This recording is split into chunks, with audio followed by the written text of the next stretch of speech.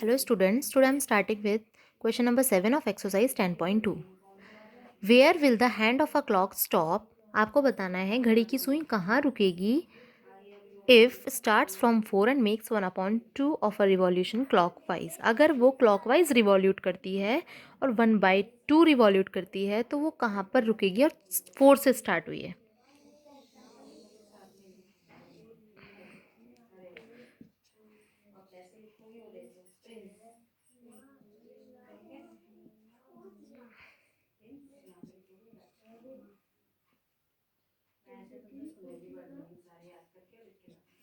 Ma'am जो हम कर रहे हैं वही ना पर मेरे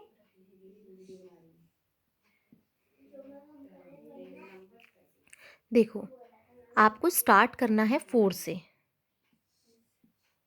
और आपको हाफ रिवॉल्यूशन बनाना है. हाफ रिवॉल्यूशन दैट मीन्स कितने पॉइंट्स आपको चलने हैं. क्लियर. उसके लिए आप क्या करेंगे 1/2 को आप मल्टीप्लाई कर देंगे 12 से तो आपको पता चल जाएगा 2 इंटू 6 इक्वल 12 6 यानी कि आपको 6 पॉइंट्स आगे बढ़ना है 1 2 3 4 5 6. तो आपकी जो हैंड क्लॉक है क्लॉक ऑफ अ हैंड है वो कहाँ पर आ जाएगी 10 पर. तो आपको बस यही बताना है. क्लियर.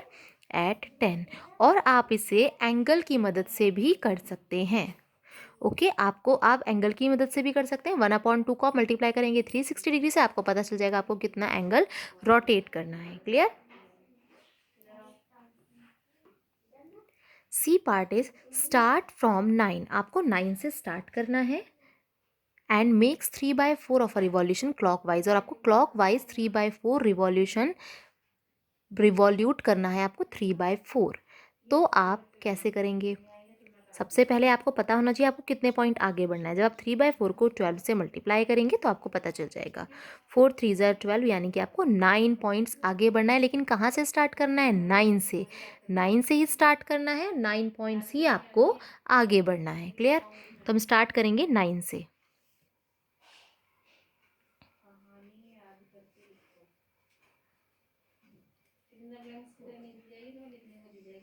अभी हम 9 पर हैं और हमें कितने पॉइंट्स आगे बढ़ना है 9 नंबर्स या 9 पॉइंट 1 2 3 4 5 6 7 8 9. हम कहाँ पर आ जाएंगे 6 पर. तो आपको बताना है एट 6. क्लियर. बस ऐसे ही आप इसके सारे पार्ट कंप्लीट करेंगे. Question number 8. Which direction will you face if you start facing north and make half of a revolution clockwise. देखो आपको इसमें ये बताना है अगर आप क्लॉकवाइज रिवॉल्यूशन बनाते हैं तो आप अगर फेस कर रहे हैं नॉर्थ. अभी आप अगर नॉर्थ पर हैं और आप आधा चक्कर लगाते हैं तो आप कौन सी डायरेक्शन में होंगे. उसके लिए हम क्या करेंगे ईस्ट वेस्ट नॉर्थ साउथ. आपको देखो वैसे तो ये क्लॉकवाइज ये वॉच वाला ही ये फिगर है आपका. लेकिन आपको थोड़ा डायरेक्शन समझाने के लिए मैंने इसे इस तरीके से लाइन में कन्वर्ट किया है. देखो आपको ये ध्यान रखना है 90 डिग्री का ही एंगल है. ये भी आपका 90 का ही. जो एक स्ट्रेट लाइन होती है हमेशा एक बिल्कुल परपेंडिकुलर लाइन होती है सीधी लाइन होती है आपकी 90 डिग्री का एंगल बनाती है अगर आपने उसे बिल्कुल सीधा बनाया है तो. क्लियर. ये सारे आपके 90 डिग्री के एंगल्स हैं. इस क्वेश्चन को हम एंगल की हेल्प से करेंगे. ओके. इस क्वेश्चन में आपको बोला है आप नॉर्थ पर खड़े हो. अभी आपने अपना फेस नॉर्थ की साइड किया है और आपको हाफ रिवॉल्यूशन करना है क्लॉकवाइज. Okay half revolution. तो आप सबसे पहले ये देखेंगे अभी मैं टोटल 12 से मल्टीप्लाई नहीं कर रही हूँ क्योंकि टोटल नंबर 12 से. अभी मैं मल्टीप्लाई कर रही हूँ 360 डिग्री से क्योंकि टोटल एंगल भी 360 डिग्री ही होता है. ओके. अगर आप क्लॉक के अकॉर्डिंग करते हैं तो आप नंबर से भी मल्टीप्लाई कर सकते हैं. अगर आप डायरेक्शंस के अकॉर्डिंग कर रहे हैं तो आप 360 डिग्री से करेंगे थोड़ा ज़्यादा ईजी होता है. हम इसे थोड़ा रिड्यूस करेंगे 2 1 2. तो आपको कितना रिवॉल्यूट करना है 180. 180 डिग्री मतलब आपको एक स्ट्रेट एंगल फॉर्म करना है. आपको स्ट्रेट एंगल जितना रिवॉल्यूट करना है. ओके. अभी आप नॉर्थ में स्ट्रेट इसका मतलब क्या होता है 2 राइट एंगल्स. 180 का मतलब क्या होता है 180 का मतलब होता है 2 मल्टीप्लाई 90 राइट. जब आप 90 को 2 से मल्टीप्लाई करते हो 180 आता है. दैट मीन्स आपको 2 राइट एंगल्स मूव करने हैं. ठीक है. अभी आप नॉर्थ में हैं आप यहाँ तक आओगे तो 1 राइट एंगल होगा. एक एंगल आपका राइट एंगल यानी कि 90 डिग्री का एंगल बन चुका है। अब आप यहाँ पर आएंगे क्योंकि आपको 2 करने हैं कंप्लीट, तो आप कहाँ पर, किस डायरेक्शन में आप हो जाएंगे, ऐसे यानी कि साउथ। आपको ध्यान देना है, आपको 2 राइट एंगल्स ही मूव करने हैं। तो अगर आप मूव करते हैं 2 राइट एंगल्स, वो भी क्लॉकवाइज, ठीक है, आपको क्या करना है क्लॉकवाइज, और आपने स्टार्ट किया है नॉर्थ, तो आप कौन सी डायरेक्शन फेस करेंगे, हम लास्ट में लिखेंगे we will face south direction. Okay, ये आपको एंगल की हेल्प से करना है। Now B part is west. अभी आप फेस कर रहे हो वेस्ट को, and make 3/4 of a revolution clockwise. आपको क्लॉकवाइज 3/4 रिवॉल्यूट करना है। तो आप ध्यान देंगे, अभी आप कहाँ हैं, वेस्ट पर। कितना मूव करना है, कितने डिग्री आपको मूव करना है, पहले आप वो निकालेंगे। आप 3/4 को मल्टीप्लाई करेंगे 360 डिग्री से, तो आपका आंसर आएगा 270 डिग्री। 270 डिग्री का मतलब होता है 3 × 90 डिग्री, मतलब 3 राइट एंगल्स। आपको 3 राइट एंगल्स मूव करने हैं। Clear, 3 right angles. और अब अभी आप हैं कहाँ, वेस्ट पर। आप वेस्ट पर हैं, अभी आप वेस्ट पर हैं और आपको 3 राइट एंगल्स मूव करने हैं। फर्स्ट मूव किया है हमने, देन हम सेकंड मूव करेंगे, फिर हम थर्ड मूव करेंगे, तो हम कहाँ पर आ जाएंगे, नॉर्थ पर। देखो अभी आप वेस्ट पर थे, आपको 3 राइट एंगल्स मूव करने हैं। 1 तो आप साउथ पर आ गए, 2 तो आप ईस्ट पर आ गए, 3 तो आप नॉर्थ पर आ गए। क्लियर, तो आप लिखेंगे we will face north direction. Clear, इसी तरीके से आप इसके सारे पार्ट्स कर सकते हैं। Question number 9, how many degrees are there in. आपको बताना है इनमें कितनी डिग्री है। 2 राइट एंगल्स में कितनी डिग्री होगी, आपको क्या करना है, जस्ट 2 को 1 राइट एंगल से मल्टीप्लाई करना है। राइट एंगल कितने का होता है, 90 का, तो 2 × 9 यानी कि 180 डिग्री। तो आपको पता चल गया 2 राइट एंगल मतलब 180 degree. Clear, now 5/6 of are right angle. एक राइट एंगल का 5/6 यानी कि आपको उसका 5/6 कितना डिग्री, 5/6 पार्ट में, एक 90 डिग्री के 5/6 पार्ट में कितना डिग्री होता है, आपको ये बताना है। तो जैसे यहाँ पे 2 राइट एंगल्स था, तो 2 को राइट एंगल से मल्टीप्लाई किया, ऐसे 5/6 को आप राइट एंगल यानी कि 90 से मल्टीप्लाई करेंगे। इसे सिंप्लीफाई करेंगे,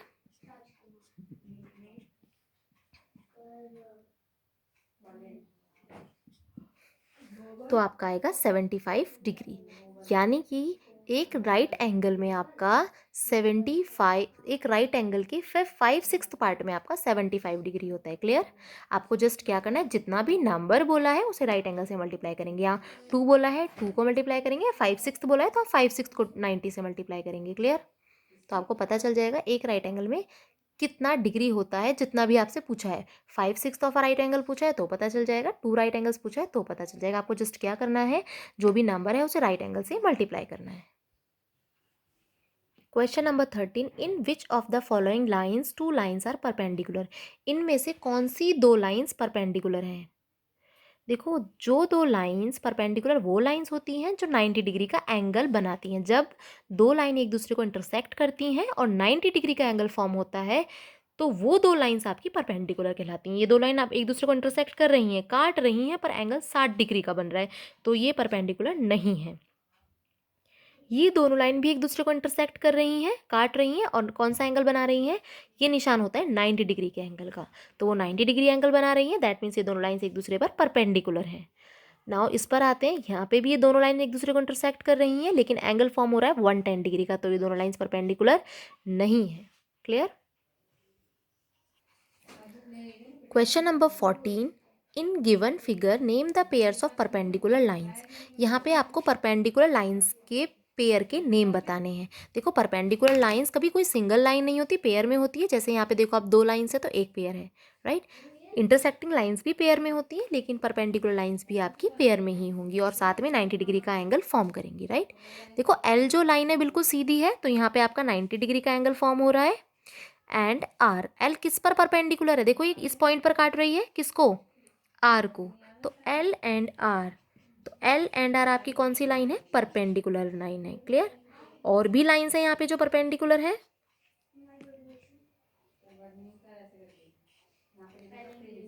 देखो एम भी एक सीधी लाइन है, ये भी 90 का एंगल फॉर्म कर रही है। देखो ये इस पॉइंट पर इंटरसेक्ट कर रही है और ये किसका पॉइंट है? आर का। तो एम एंड आर भी आपकी परपेंडिकुलर लाइन्स हैं।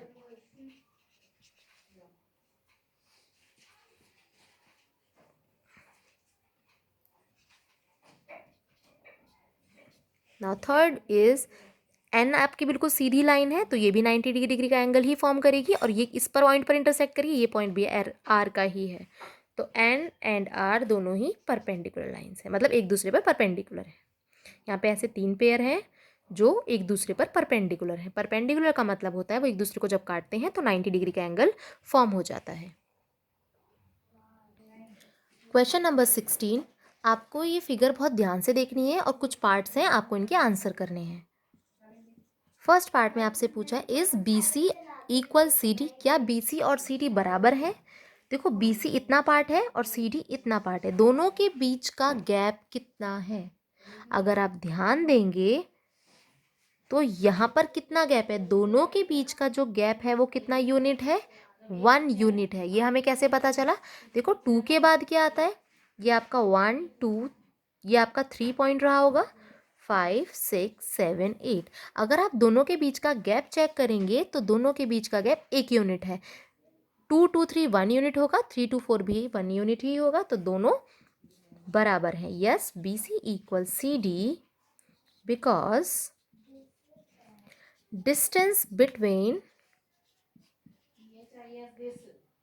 BC and CD is 1, right?